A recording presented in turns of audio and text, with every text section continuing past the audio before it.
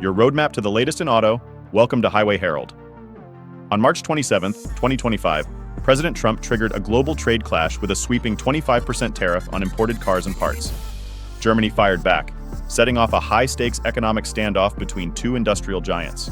This isn't just policy, it's a full-blown torque war with major implications for global trade and the automotive world.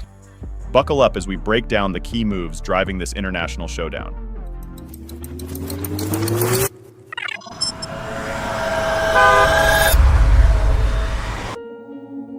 Number 5, Tariff Turbulence, Germany hits the red line.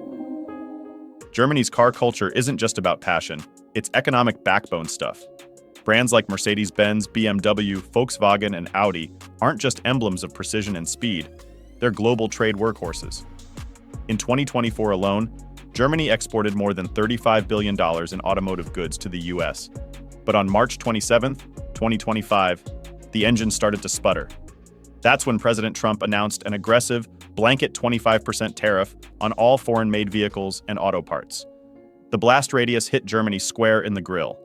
Berlin had maintained a relatively measured tone through earlier clashes over steel and aluminum, but this was different.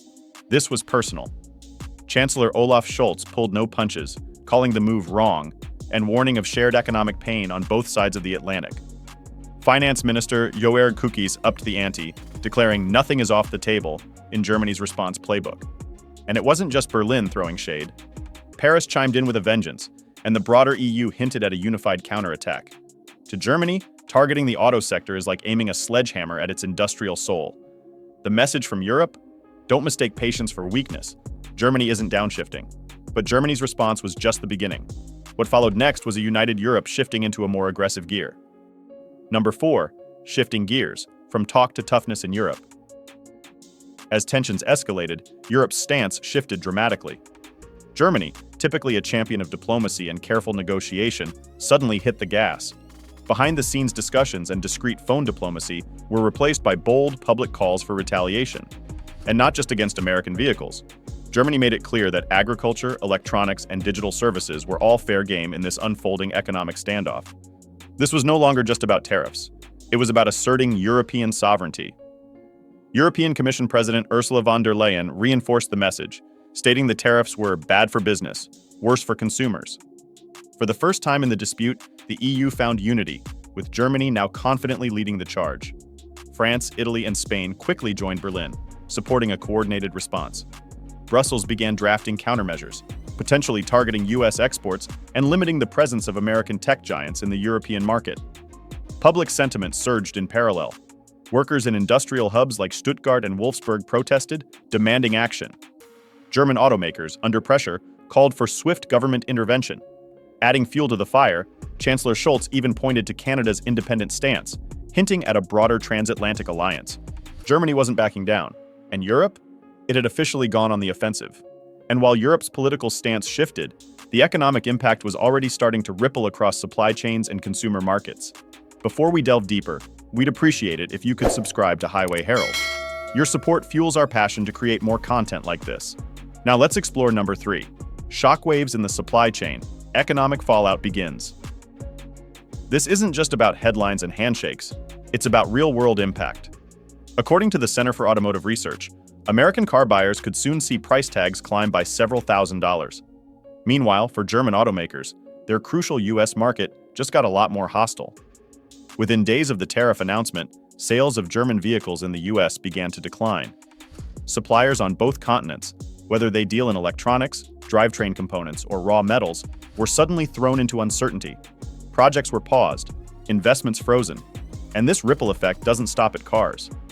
Germany's trade portfolio includes high-end machinery, chemicals, and cutting-edge tech.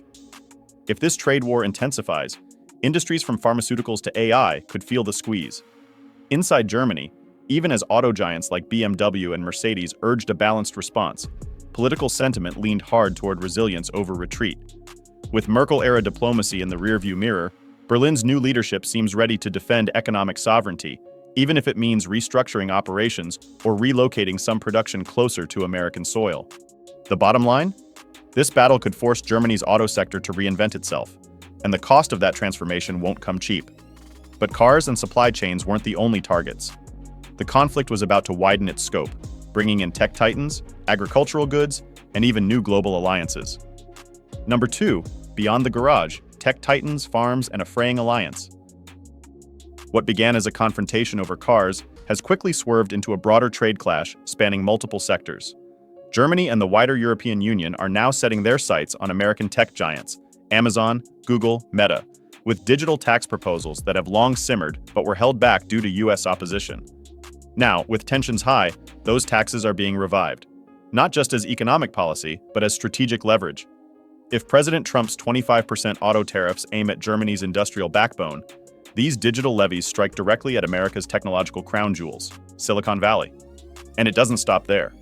The EU is also exploring reduced quotas for US agricultural imports, additional regulations for American airlines, and broader limitations on US-based tech platforms operating in Europe.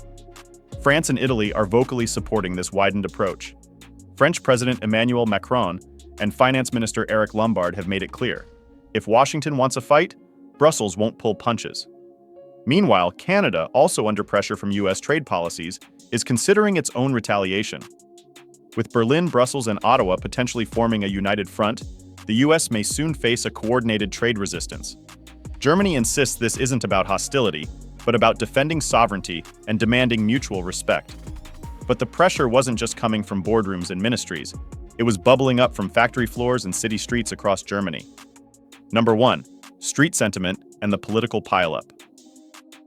What began as a tariff dispute now has deep roots in public sentiment and political urgency. From factory workers in Munich to dock employees in Bremen, Germany's workforce is feeling the pressure. Exports are slowing, and the ripple effects of tariffs are turning into real consequences for jobs and livelihoods. Trade unions, usually measured in foreign affairs, are growing louder, demanding strong action. The public mood is shifting, and politicians across party lines are rallying behind a more aggressive stance. Newspapers are framing this as an attack on national dignity, and support for bold retaliation is growing by the day. Automakers are caught in the middle. While companies like BMW and Audi warn against hastily burning trade bridges, even they acknowledge that Germany might need to stand firm. Behind the scenes, they're urging Berlin to protect jobs without risking long-term damage. All signs now point to a major crossroads, one that could define not just Germany's next step, but the future of global trade itself. Verdict: the engine of global trade is running hot. Germany is no longer idling. What began as a 25% US tariff on imported vehicles has escalated into a major turning point in global trade. Backed by the European Union, and with Canada considering its own countermeasures, Germany now leads a three-pronged response that stretches across the auto, tech, and agriculture sectors. This dispute isn't just about tariffs. It's about defending sovereignty, maintaining economic strength, and reshaping influence in an evolving global market. The outcome will depend on whether both sides double down or find room for diplomacy, with global attention locked on every development. What's your view? Should Germany and the EU go beyond autos in their retaliation? Could digital taxes and trade restrictions shift the US approach? Will German automakers like BMW and Audi adapt or be forced to re-engineer their strategies? Is Canada ready to play a larger role in this unfolding alliance? Share your insights in the comments, and be sure to subscribe to Highway Herald, your trusted roadmap to the latest vehicle updates, trade twists, and everything in between. You can now check out any of the videos on the screen. There's more exciting and informative content waiting for you.